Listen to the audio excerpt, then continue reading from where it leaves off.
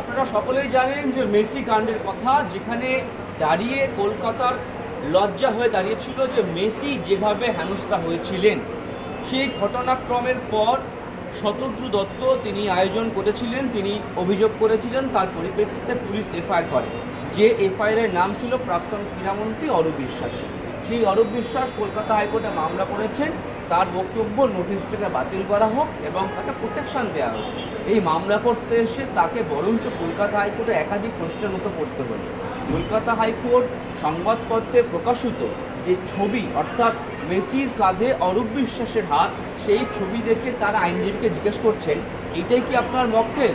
তখন তার আইনজীবী বলে, হ্যাঁ এটাই আমার মক্কেল। আচ্ছা, মেসি কি আপনার মক্কেলের ছোটবেলার বন্ধু ছিলেন যে কাঁধে হাত দিচ্ছেন? এমনও মন্তব্য করেছেন বিচারপতি সৌগত ভট্টাচার্য।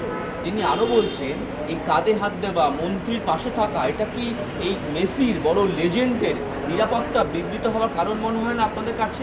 শতদ্রু দত্তের আইনজীবী বলছেন যে আমরা অনেক জায়গায় প্রোগ্রাম করেছি, এমন ঘটনা ঘটেনি।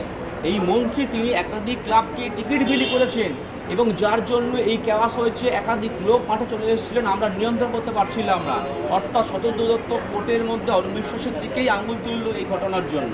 কলকাতা হাইকোর্টের স্পষ্ট বক্তব্য, তদন্ত চলবে, আমরা নিরপেক্ষ ইনভেস্টিগেশন চাই, কারণ এটা আমাদের কাছে কলকাতা লজ্জা যে একজন লেজেন্ডকে এভাবে হেনস্থা হতে হয়েছে এবং অরূপ বিশ্বাসের আবেদন গ্রহণযোগ্য কিনা তার রিপোর্ট থেকে বিবেচনা হবে।